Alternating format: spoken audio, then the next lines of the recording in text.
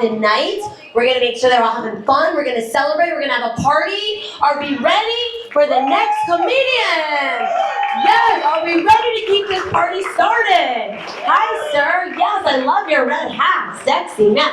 Okay, so coming to the stage, he is a very well-known producer and comedian all over Miami. You've seen him at the Improv in Doral and Dania. He runs the Have Nots comedy show. I want to give a warm welcome to the very funny Dom P. Let's keep it going. Let's keep it going for Dom. Yes. I'm not that tall. I know, right? I'm on. Keep it going for Liz, everybody. Yes. This place is packed. You want to for yourself for coming supporting like comedy?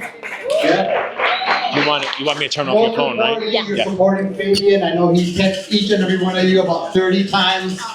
So thank you for supporting Fabian and his comedy. My name is Dom, and I'm going to just get it out of the way.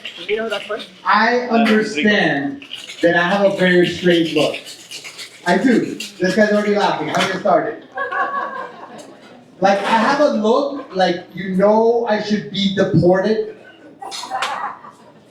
but you can't figure out where to deport me. That's a classic American look. I'm actually, I'll tell you guys where I'm from. I'm actually half Colombian. Huh? Yes. I get nervous in front of people. I'm half Italian.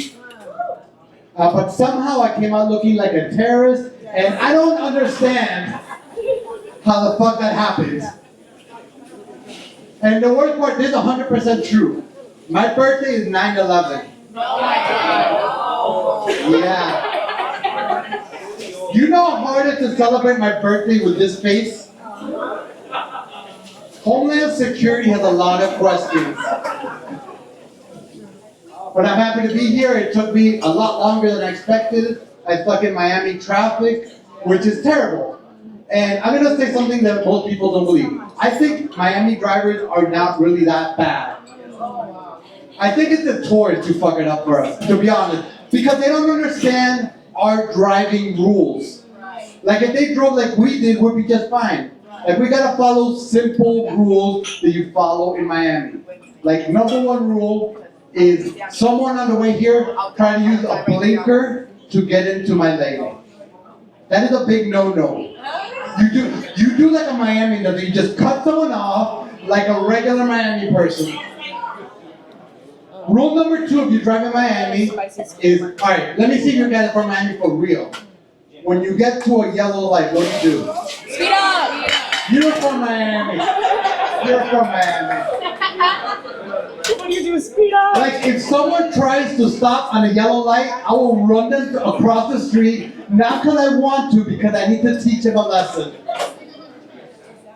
Alright, and the rule number 3 that we have to always follow is, you know those signs on the street with numbers? We don't really use it here in Miami. Exactly, this is the 305 here. But if you're not from around here, I'll give you a simple rule to follow. Very simple. You add 20 miles to whatever the speed limit says. If it says 20, you could go 40. Yeah, good luck with the new speed If it says 40, you could go 60. Yeah, with the speed cameras for sure. If it said 60, you could go infinity. That is, you could just gun it. So I'm glad you guys are with me. You're from Miami. On the way here, I passed by the youth fair. The youth fair is fucking sucks. How is the youth fair still in existence? It is the worst place. And have you ever seen anybody leave the youth fair happy? Never. It is a parade of sad people. And because it has the worst logo, like you notice, like what's the fair's like theme? The fair, be there. That sounds like a threat to me. And they say that in the youth fair they have over 80 thrill rides, right? It is only a thrill because if you make it a life, you should be happy. Have you seen the people who put the youth fair ride together? Have you seen them? They should have a rule that it should be a 5-teeth minimum. 5-teeth minimum. I saw a guy putting a ride together, he had 2 teeth. 2 teeth. Like, how am I supposed to trust him with my life when he can't get his own teeth together? All right. So we'll move on. I have some very exciting news, guys. And it's super important to me. For the past 3 months, I actually have been working on my Netflix special. Hey, nobody gives a fuck. Jesus Christ. No, screw you guys. That is too late. And actually, Netflix does not know about it.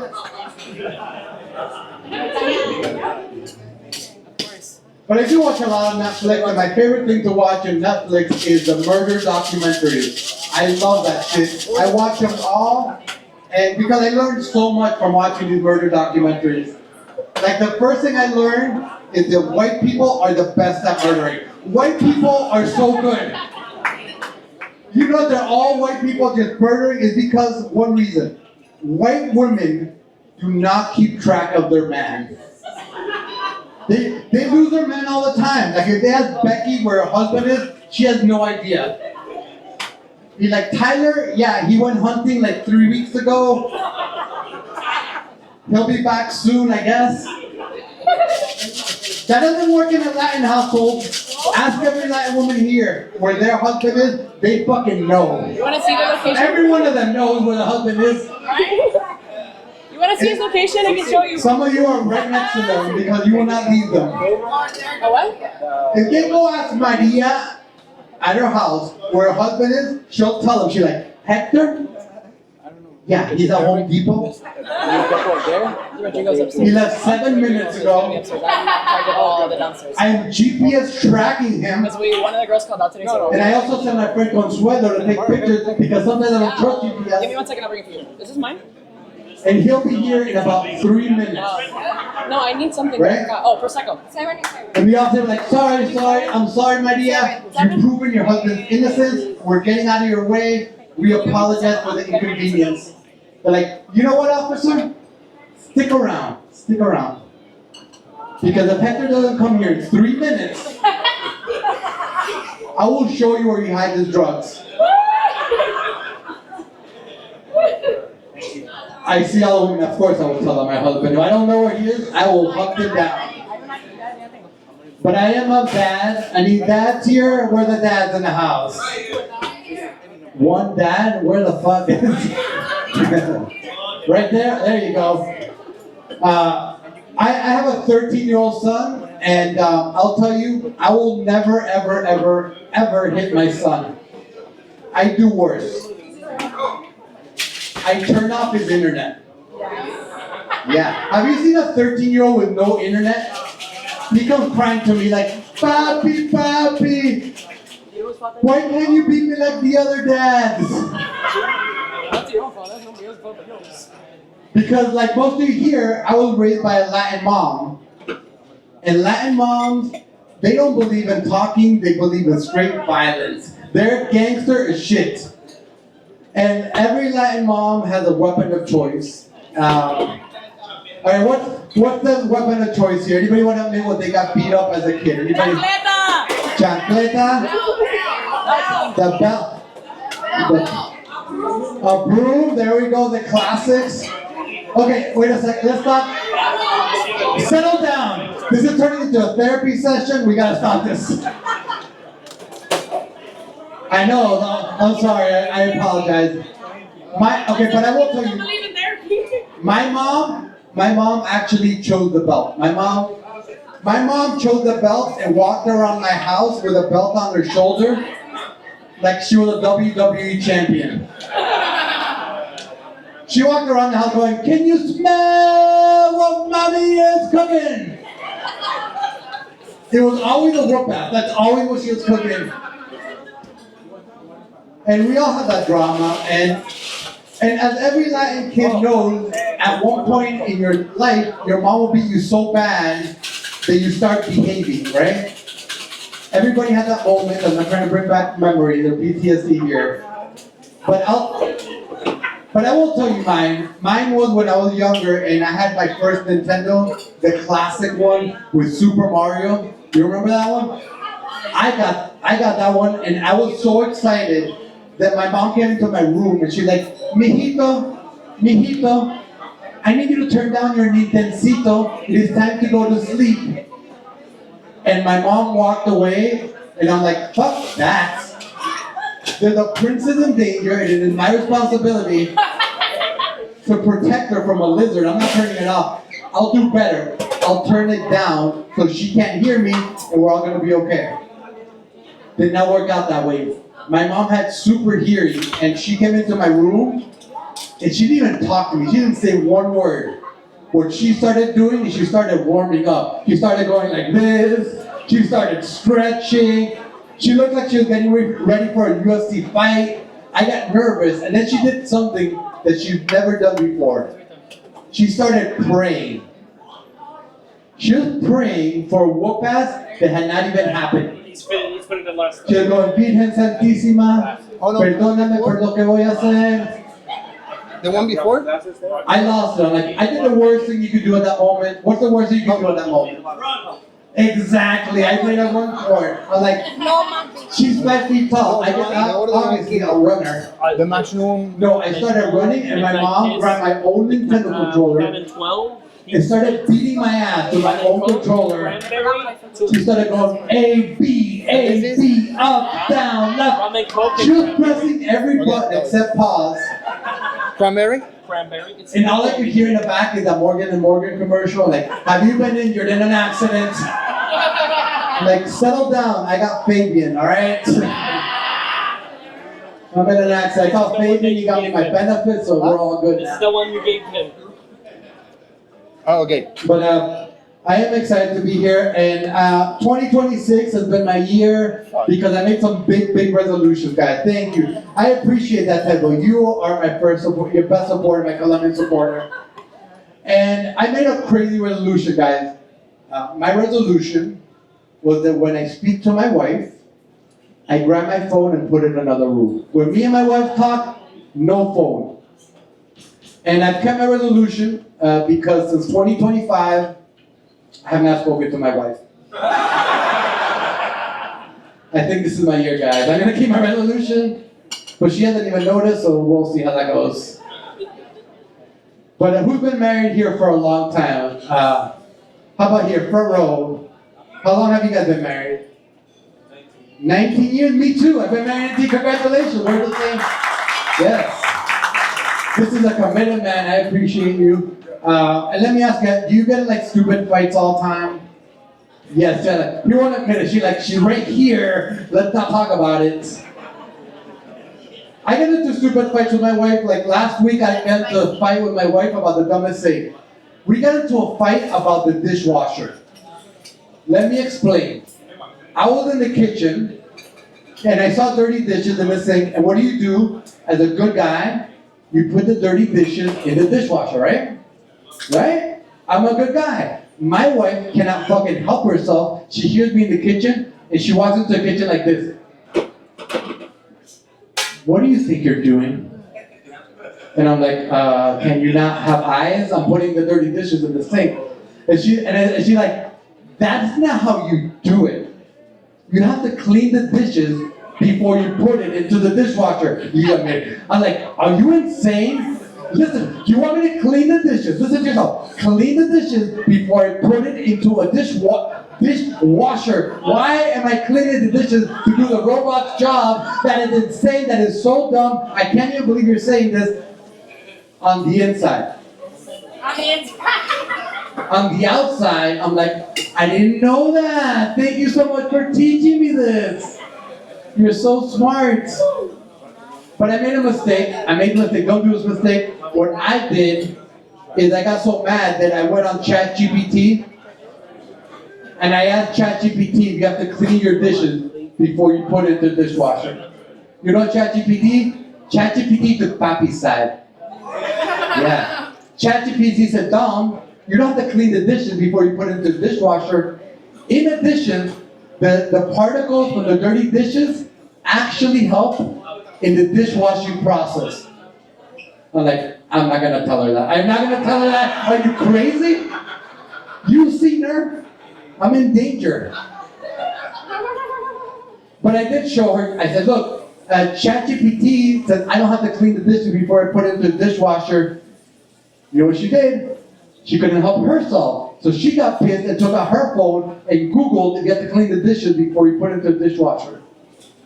And Google took her side. Google was like, yes, you have to rinse the dishes. So now my ChatGPT and her Google are arguing in the middle of the kitchen, and there's like a commotion, and I go, look, I'm gonna be a bigger guy, and I said, look, because I love you, I'm gonna start rinsing the dishes before I put it into the dishwasher. Don't clap, see. Don't clap, it's too early in the story, you gotta see how it ends. So she looked at me and she went like this. She walked out of the kitchen, she goes, thank you. And I didn't like that attitude. I did not like that tone. So what I did, as soon as she left the kitchen, I went right back to putting the dishes like I was doing it. And now that I learned something, I went to the refrigerator and took extra food and threw it in there because it helps in the dishwashing process. Okay, you guys want to know how it turned out? You want to know who right? So I emptied the dishwasher and the dishes have never been cleaner. But everything tasted like garlic. So, you know, we'll say it's a tie. We'll say it's a tie. But so another resolution that I have this year is that I wanted to work out. So I started working out, guys. I started to get in better shape. And I joined LA Fitness. You're excited about LA Fitness? Are you a member? No? Anybody here a member of LA Fitness? The ones that you are? If you find that LA Fitness is a little bit aggressive, a little bit, un poquito? Yeah, aggressive. It is, right? Look, when I signed up to LA Fitness, the guy who's trying to get me to sign up, he's like, would you like to sign up for a 1-year membership to LA Fitness? And I'm like, chill with the steroids, and you're highly overestimating my commitment to fitness. I would like to try the 3-day trial period. That is where my level of fitness is at. So I signed up for a 3-day trial period, and I'm glad I did, because the first thing that someone told me at LA Fitness, the first person who spoke to me said, get out of my way, bitch. And that was just the women at LA Fitness. The men, the men are very loud there. They're very like alpha there, and I hear this all the time. I hear like, spot me, bro. Give me a spot, bro. Spot me, bro. Do you guys know what a spot is? Anybody here? You're looking at me confused like Scooby-Doo. Alright. So I'll explain to you what a spot is, but I need your help. You're obviously look, it's very simple. I'm going to explain to the crowd what a spot is, and at any point, if I am lying, you stop me, alright? Alright. So a spot is when someone that's very big had decided to lift more weight than he probably should. A spot is when you have someone with a 3-day trial membership to prevent this weight from crushing into a horrible death. Nailed it? Alright. So what I do is I make no eye contact with those big dudes. I avoid them like the plague. I just try to get my workout in. And the last day of my 3-day trial membership, I got super cocky because I felt good. And then I'm walking out, Papi deserves a smoothie. I'm gonna get a smoothie. I go to my smoothie run, and this big guy stops me like, bro, do you mind? I need you to spot me, bro. And I said, I got you. I did not, but I told him that. And he took me to a part of LA Fitness that I'd never been to before. It's full of weights and mirrors, smells like Axe body spray. I'd never been there before. And now I'm gonna spot him. And I never spotted anybody in my life. It's very important that you guys know this. It's my first time. So the first time, I had proper form because I've seen other people spot. So this is what you do if you don't know how to spot. I'll teach you real quick. Rule number 1 is you have to have a good base, right? Because it supports the weight if anything happens. Number 2 is you gotta call them big boys. They love that shit. You gotta get under that big boy! And they feel so safe. Number 3 is optional. You don't have to, but if you do it, it's extra points. When they're down there, you give them a little bit of a tea bag. A little bit of a... If you do that, they feel so safe. They're like, this guy's a professional. This guy knows what he's doing. So my man went freshly teabagged and we're ready to go. So he starts lifting and he goes, 1, 2, 3. He's killing it. I'm like, you can do it, bitch. And he got all red. He got a vein in his forehead. It's exciting. I'm all excited. And he starts going to 6. And at 7, his arms start going like this. it starts shaking a little bit. You know what that means, right? The end is near. It happens to me at 1 or 2. He made it to 7. I was so proud of him. But at 9, he stops, and we lock eyes. We lock eyes, and he looks at me. He goes, "Spot me, bro!" Guys, I had no time to think. Like, I literally had to go on pure gut instinct. So I was already in good, like, very good form. So I got low leg good, and I got every muscle that I had built in my 3-day trial period. I got every single one of them. And I got low leg good, and I got the fuck out of LA Fitness to get my smoothie. And I think about that moment all the time. I'm like, what happened after I left? Did I murder someone? Should I send flowers? I just think about like the guys investigating it. They're like, did you catch the surveillance video of the guy who murdered this guy? They're like, actually, officer, we got a clear view of his face. We did a full investigation, and we believe that this was a terrorist attack. All right, guys, my name's Dom. Thank you so much. Enjoy the rest of the show.